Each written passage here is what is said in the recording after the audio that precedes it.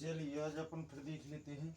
कल अपन ने बेल्जियम की जो व्यवस्थाएं थी कक्षा 10वीं के लिए जो अपन ने देखी थी उसका शायद आप लोगों को समझ में आ गया होगा। हालांकि कमेंट तो नहीं आए बच्चों के, और जो भी आपको उसमें कमी लगती है वो कमेंट जरूर कीजिएगा कि ये चीज़ हमें क्लियर नहीं हो रही। यदि क्लियर नहीं हो रही तो उस पर क्या करेंगे, अपन फिर से पुनः विचार करेंगे और विचार करके क्या करेंगे, उसको एक नए तरीके से समझाने का प्रयास करेंगे। अब जो है अपन श्रीलंका पर आते हैं, क्योंकि कल अपन बेल्जियम की व्यवस्थाएं अपन ने देख ली थी। आज अपन श्रीलंका के बारे में जो है देखते हैं। तो श्रीलंका और बेल्जियम की जो व्यवस्थाएं थी उन व्यवस्थाओं को अपन ने देख लिया था। अब श्रीलंका में बहुसंख्यकवाद, तो 1950 से 60 के दशक अपन ने जो लास्ट क्वेश्चन अपन ने जो देखा था बेल्जियम का, वहाँ उथल पुथल का काल। इसके बाद आते हैं श्रीलंका में बहुसंख्यकवाद। तो सन 1948 में श्रीलंका स्वतंत्र राष्ट्र बना। अब देखिए यहाँ से अपने क्वेश्चन शुरू होते हैं।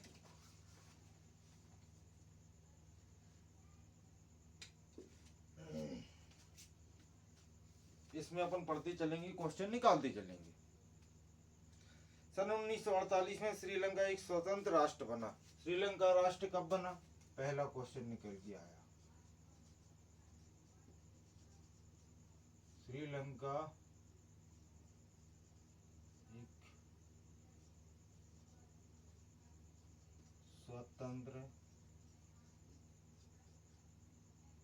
राष्ट्र कब बना, या श्रीलंका स्वतंत्र कब हुआ, पहला क्वेश्चन आ गया। देखिए क्या है, छोटी छोटी क्वेश्चन यदि आप लोग निकालेंगे, उनको सॉल्व करेंगे, तो जिससे क्या होगा, आपकी सब्जेक्ट पे पकड़ भी अच्छी होगी। और दूसरी चीज क्या होगी, जो छोटी छोटी चीजें जो आप लोग भूल रहे हैं वो भूलना बंद हो जाएंगे। तो मनसीली समुदाय के नेताओं ने अपनी बहुसंख्यक के बल पर, यानी सीली जो नेता थे वहाँ, बहुसंख्यक का मतलब क्या है, कल अपन ने चर्चा की थी। बहुसंख्यक मतलब जिनकी संख्या जनसंख्या में ज्यादा हो।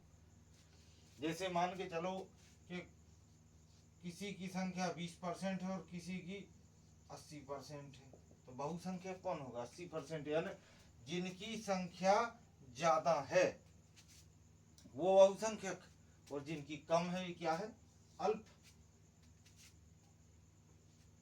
बहुसंख्या के बल पर शासन पर प्रभु सत्ता, यानी शासन पर सरकार जो बना रहे थे उन पर अपना प्रभु सत्ता स्थापित करनी चाहिए। इस वजह से लोकतांत्रिक रूप से निर्वाचित सरकार ने सीली समुदाय की प्रभु सत्ता कायम करने के लिए अपनी बहुसंख्यक परिस्थिति के तहत कई कदम उठाए। अब ये स्वाभाविक है कि जो 80% होगा सरकार उन्हीं की होगी, बहुसंख्यक हैं तो वो अपना दबदबा कायम रखेंगे। और यही हुआ, सिंहली संख्या में क्या थे, ज्यादा थे, और इन्होंने क्या हुआ, सरकार पर इनका प्रभाव था, तो इन्होंने क्या हुआ, 1956 में कानून बनाया। तो कब कानून बना, 1956 में। 1956 में श्रीलंका में एक कानून बनाया सिंहलियों ने, और इस कानून के माध्यम से क्या हुआ, जिसके तहत तमिल को दरकिनार करके सिंहली को एकमात्र राजभाषा घोषित कर दिया। 1956 में जो अधिनियम आया उसमें क्या हुआ, सिंहली भाषा को क्या हुआ, राजभाषा घोषित कर दिया। राजभाषा यानी किसी देश, हर एक देश की अपनी भाषा होती है, तो इन्होंने क्या हुआ कि राजभाषा घोषित किसे कर दिया, सिंहलियों ने। चूंकि ये सिंहली 1956 में सिंहली भाषा घोषित कर दिया कि राजभाषा जो है अब सिंहली होगी, तो जिससे क्या हुआ, तमिल जो है, तमिल क्या होगा, उनकी इच्छाओं को, उनकी आकांक्षाओं को क्या हुआ, दरकिनार किया गया।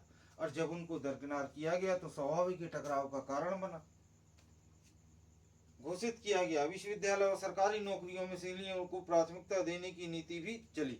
यानी अब क्या हुआ कि जो सिंहली हैं, सिंहली भाषी लोग जो है, उनको ये इस अधिनियम में वो भी प्रावधान किया गया कि सरकारी स्कूल कॉलेज जितने भी हैं, विश्वविद्यालय वगैरह हैं, या जो भी वैकेंसी आएगी उसमें क्या होगा, सबसे पहले प्राथमिकता किसको दी जाएगी, सिंहली भाषा वालों को या सिंहलियों को। तो इससे क्या हुआ, और टकराव का कारण बन गया है, तमिल लोगों और सिंहली के बीच और टकराव होने लगा, और दूर दूर उनके संबंध और खराब होने लगे।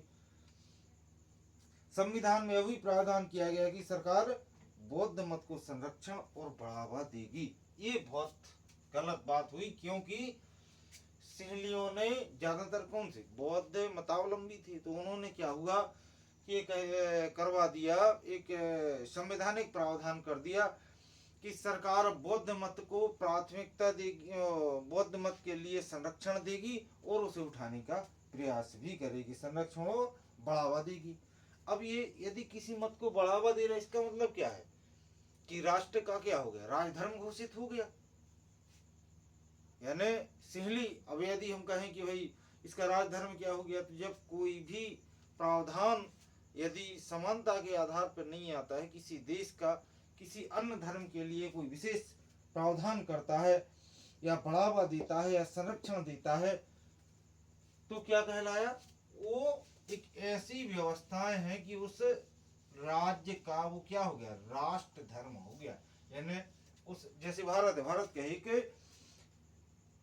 धर्मनिरपेक्ष राष्ट्र है, सभी धर्मों को समान प्रश्रय देता, किसी को ना तो ऊंचा ना किसी को नीचा। यानी भारत में कोई धर्म के आधार पर भारत का संविधान न चलता है, सभी धर्मों को समान प्रश्रय देता, समान मानता है। एक एक करके आए इन सरकारी फैसलों में श्रीलंका तमिलों की नाराजगी और शासन स्वाभाविक है कि तमिलों के प्रति अब इतना अत्याचार मतलब अन्याय होने लगा, ना तो उनकी भाषा को माना गया, ना उनको आरक्षण में प्रावधान किया गया, और उसके ऊपर से क्या हुआ कि बौद्ध मतावलंबी यानी बौद्ध धर्म के लिए बढ़ावा और संरक्षण की बात और कर दी गई। तो इससे क्या हो गया, उन लोगों को बेगानापन बढ़ाया और लगा कि बौद्ध धर्मावलंबी सिंहलियों के नेतृत्व वाली सारी राजनीतिक पार्टियां उनकी भाषा और संस्कृति को लेकर असंवेदनशील है। यानी कहने का मतलब यह है कि जो तमिल लोग थे उनको ये लगा कि हमारी भाषा हमारी संस्कृति को लेकर के सरकार जो है क्या है, असंवेदनशील है, इस पर हम पर कोई ध्यान नहीं दे रही है, केवल स्वयं की सिद्धि में लगी हुई है। तो टकराव और बढ़ गया। उन्होंने लगा कि संविधान और सरकार की नीतियां उन्हें समाज राजनीतिक अधिकारों से वंचित, यानी जो समान राजनीतिक अधिकार मिलने चाहिए थे सिंहलियों को तमिलों को, लेकिन वो क्या हुआ, उनसे वंचित किया जा रहा है। नौकरियों और फायदे के अन्य कामों से अन्य भेदभाव हो रहा है, जिसे अनदेखी की जा रही है। परिणाम यह हुआ कि तमिल सिंहली समुदायों के संबंध बिगड़ते चले गए, यानी तमिलों और उनके संबंध क्या हुआ, बिगड़ते चले गए। और आगे चलकर क्या हुआ, इसने गृह युद्ध का रूप ले लिया। श्रीलंका तमिल ने अपनी राजनीतिक पार्टियां बनाई और तमिल की राजभाषा बनाने क्षेत्रीय स्वायत्तता। अब देखिए अब क्या हुआ, तमिलों ने भी संगठन बनाना प्रारंभ कर दिया। उन्होंने क्षेत्रीय पार्टी, यानी क्षेत्रीय पार्टी का मतलब क्या है, यदि किसी राष्ट्र में मान के चलो कि राष्ट्र की यदि हम बात करें, ये कोई राष्ट्र का भूभाग है, इसमें यदि हम 10 भागों में बांट लेती है, तो ये क्या होगा, क्षेत्र। यानी किसी राज्य विशेष में यदि कोई पार्टी कार्य कर रही है तो ये क्षेत्रीय पार्टियां हैं। तो तमिलों ने क्या हुआ, छोटी छोटी क्षेत्रीय पार्टी बनाना प्रारंभ की और तमिल को राजभाषा बनाने, क्षेत्रीय स्वायत्तता यानी इस क्षेत्र की स्वायत्तता के लिए संघर्ष प्रारंभ कर दिया कि इस क्षेत्र को स्वायत्त किया जाए, स्वतंत्र किया जाए। तथा शिक्षा और रोजगार समाज अवसरों की मांग को लेकर संघर्ष किया, लेकिन तमिलों की आबादी वाले इलाके की स्वायत्तता की उनकी मांगों को लगातार नकारा गया। और तमिलों की जो जहां जहां भी इनकी संख्या थी उनको क्या हुआ, उन मांगों को नकारा गया, उनकी मांगों पर कोई ध्यान नहीं दिया गया। 1980 के दशक में उत्तर पूर्वी श्रीलंका में स्वतंत्र तमिल ईलम। अब देखिए 1980, ये याद रखने लायक है, 1980 कौन सा, ईलम। ईलम सरकार बनाने की मांग को लेकर राजनीतिक संगठन बने। श्रीलंका में दोनों समुदायों के बीच पारस्परिक अविश्वास ने बड़े टकराव का रूप ले लिया और यह क्या हुआ, अंततः गृह युद्ध प्रारंभ हो गया। और ये गृह युद्ध कब से कब तक चला? यह गृह युद्ध जब शुरू हुआ तो ये सन 2009 तक गृह युद्ध, यानी इस गृह युद्ध का अंत कब हुआ? सन 2009 में इस गृह युद्ध की समाप्ति हुई। अब देखिए, अपन देखते हैं कि क्वेश्चन कौन कौन से निकल करके इससे आए हैं और उन क्वेश्चनों पर अपन उनके आंसर देखने का प्रयास करते हैं। हाँ, तो पहला क्वेश्चन क्या निकला था अपना, श्रीलंका एक स्वतंत्र राष्ट्र कब बना? श्रीलंका की स्वतंत्र कब हुआ? दूसरा क्या है, श्रीलंका एक द्वीपीय देश है, तो श्रीलंका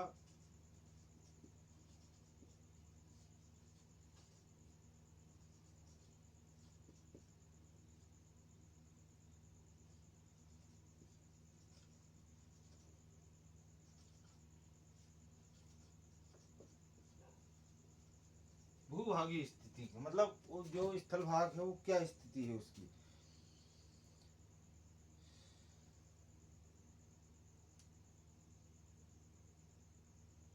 तो हाँ, फिर अगला क्वेश्चन क्या है, और यदि अपन विचार करें तो तीसरा क्या आएगा, श्रीलंका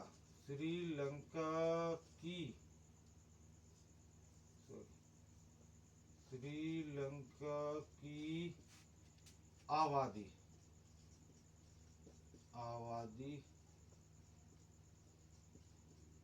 लगभग कितनी है। फिर यदि अगला अपन देखें तो इसमें क्या निकल के आया था किताब में से,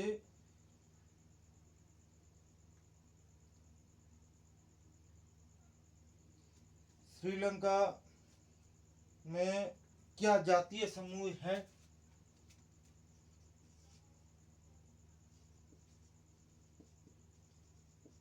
श्रीलंका में क्या जातीय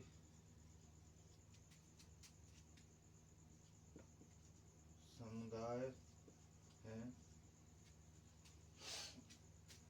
अगला क्वेश्चन यदि अपन देखें,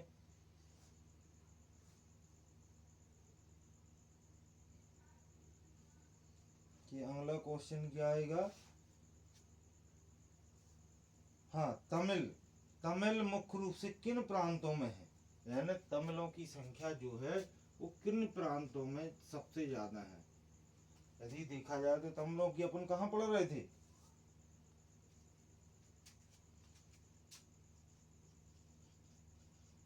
तमिल मुख्य रूप से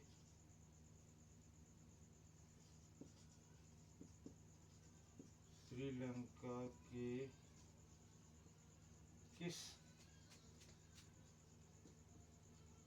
क्षेत्र में निवास करते हैं। ठीक है, अगला क्वेश्चन क्या है,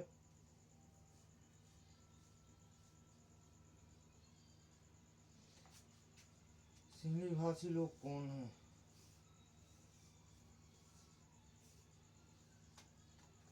अब देखिए, अब जो सिंहली भाषी लोग हैं, यदि छठवां क्वेश्चन देखें तो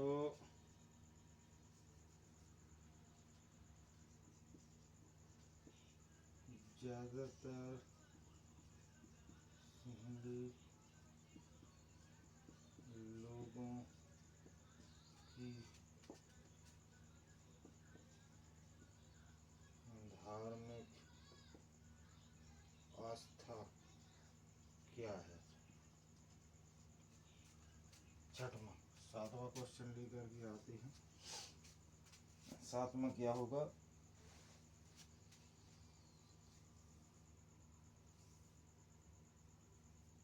हाँ, सातवां क्वेश्चन, श्रीलंका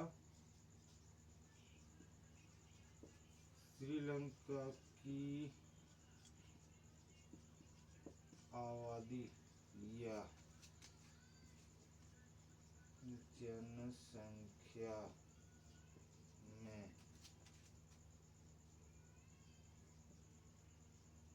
ईसाई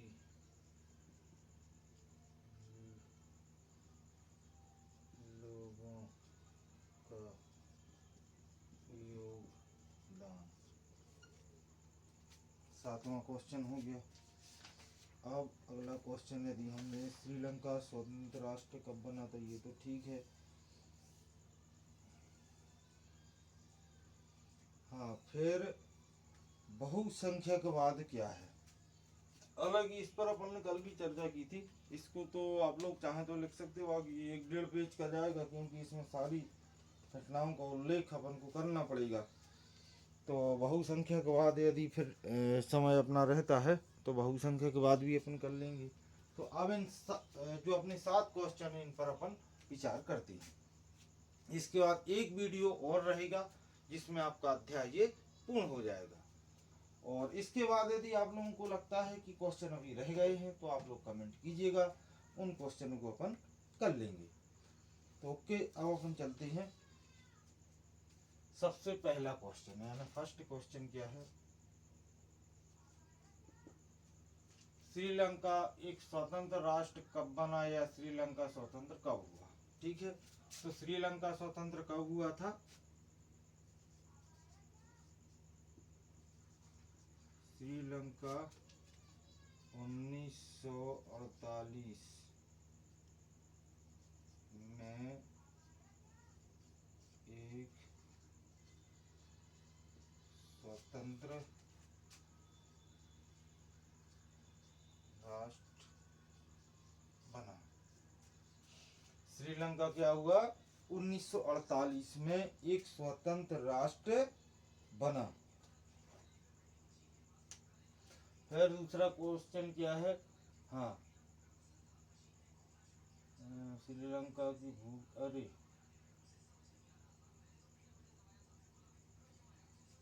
चलिए ठीक है। अरे ये यहाँ पे ध्यान नहीं दिया, गलत लिख गया, कोई बात नहीं। यहाँ क्या है? भौगोलिक है।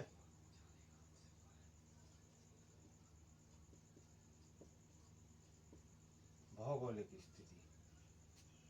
तो दूसरा क्या है? भौगोलिक स्थिति।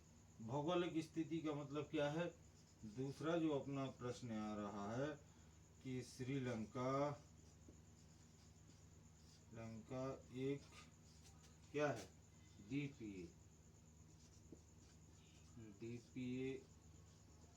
देश है। द्वीपीय देश का मतलब क्या होता है? जिस भूभाग के चारों ओर पानी से घिरा हो उसे द्वीप कहा जाता है। तो श्रीलंका के चारों ओर पानी है, इसका मतलब क्या हुआ कि श्रीलंका एक द्वीपीय देश है, उसके चारों ओर क्या है? पानी है। अगला क्वेश्चन लेते हैं अपन। अगला क्या है? श्रीलंका की आबादी लगभग कितनी है? हाँ, श्रीलंका की आबादी जो है वो कितनी है, यानी वहाँ की जनसंख्या कितनी है? तो श्रीलंका की जनसंख्या कितनी है? लगभग 2 करोड़ के आसपास है। श्रीलंका की यदि जनसंख्या की हम बात करें, प्रश्न कौन सा है? अब हाँ, तीसरा।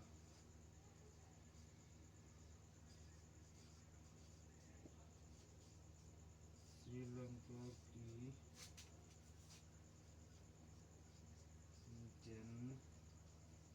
जनसंख्या लगभग कितनी है? 2 करोड़ है।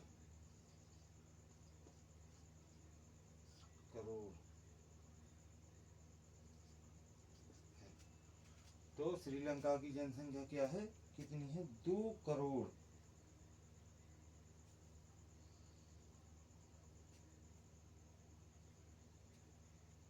फिर अगला क्वेश्चन, जातीय समुदाय।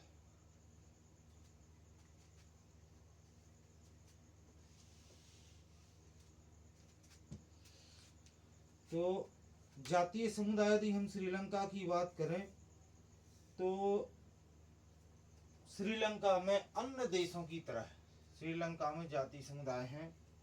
तो ये उत्तर होगा आपका चौथा, मैंने प्रश्न क्रमांक 4 उत्तर।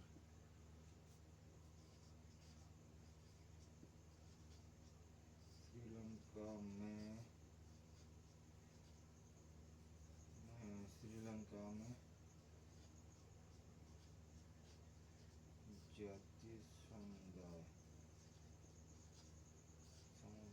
हैं जिनमें क्या है, सिंहली, तमिल,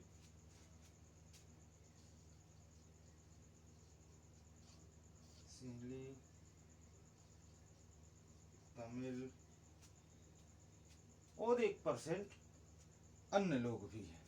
तो जातीय समुदाय क्या है, यानी ये वहाँ की व्यवस्था है। और तमिल में भी कौन कौन लोग हैं, एक श्रीलंकाई मूल, श्रीलंका, और दूसरे कौन है, भारत के। ये वो लोग हैं भारत के जो उस समय औपनिवेशिक काल में, यानी भारत जब गुलाम था तो उस समय क्या हुआ था, ये कहाँ गए थे, बागानों में काम करने के लिए श्रीलंका गए हुए थे। तो ये जो वहाँ भारतीय मूल के तमिल है, जो उन्हीं की संतानें हैं। अब चूंकि वो तो रहे नहीं, लेकिन उनकी संतानें आज भी वहाँ थी। जाति हो गया। अब क्या होगा, तमिल मुख्य रूप से श्रीलंका के किस क्षेत्र में निवास करती हैं, ये अपन ने अभी देखा था कि तमिल कहाँ के किस क्षेत्र में निवास करते हैं, किस क्षेत्र में निवास करते हैं तमिल, उत्तर पूर्वी क्षेत्र जो है। तो वहाँ तमिलों का मुख्य जो निवास है कि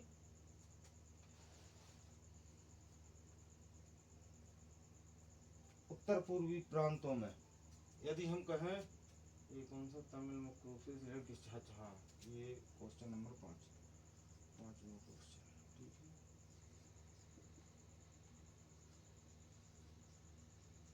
तमिल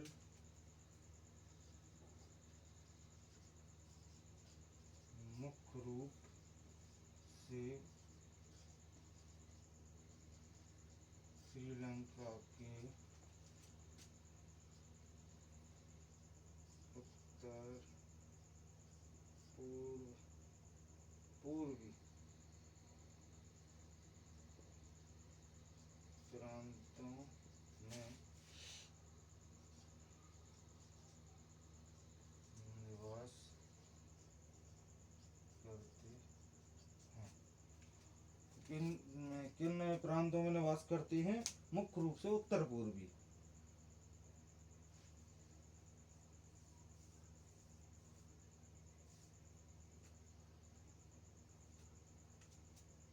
चलिए आप लोगों ने लिख लिया होगा, पुश कर करके आप लोग लिख लेना। ज्यादातर सिंहली लोगों की धार्मिक आस्था क्या है, तो सिंहली लोगों की धार्मिक आस्था, ये 6वां क्वेश्चन आ गया।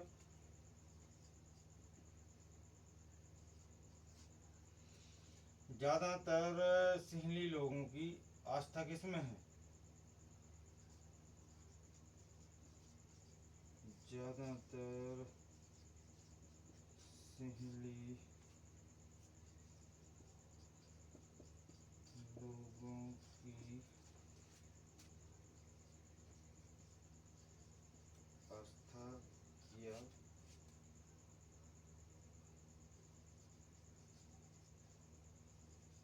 धार्मिक मान्यता क्या है, बौद्ध धर्म। ज्यादातर सिंहली कौन से धर्म को मानते हैं, बौद्ध धर्म को, बौद्ध धर्म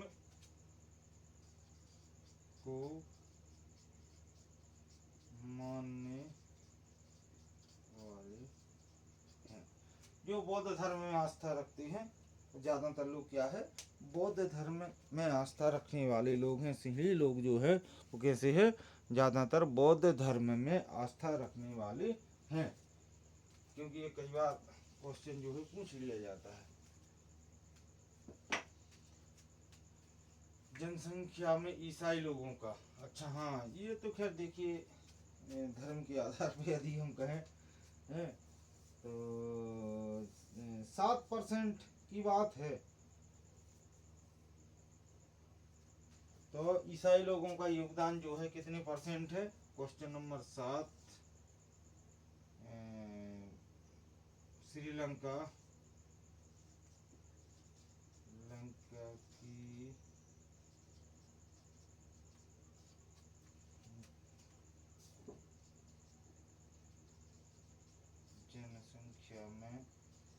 7% योगदान। एक मिनट,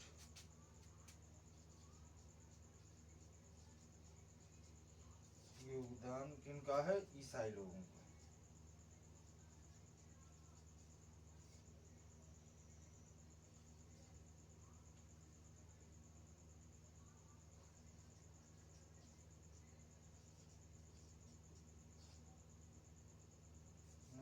ईसाई धर्म को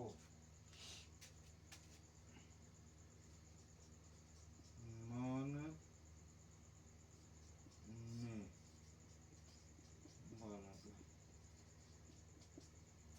चलिए 7 क्वेश्चन अपने हो गए। बाकी इसके और जो क्वेश्चन बचे हैं उनको अपन कल देखेंगे। कल का जो वीडियो आएगा, क्योंकि वीडियो बहुत लंबा हो जाता है, इसलिए हमने इसको तोड़ के 3 वीडियो में अपन पेश इसको कर रहे हैं। तो बाकी जो है कल अपन इसको देखेंगे। लास्ट वीडियो कल अपन रहेगा इस अध्याय का, और अगले अध्याय के लिए आप लोग कमेंट जरूर डालें अपने अपने आईडी से, और अन्य लोगों तक इसको पहुंचाएं ताकि सब बच्चे जुड़ सकें अपनी एक बुंदेलखंडी भाषा में जो आप लोग चाहते हैं कि समझें। तो इसके लिए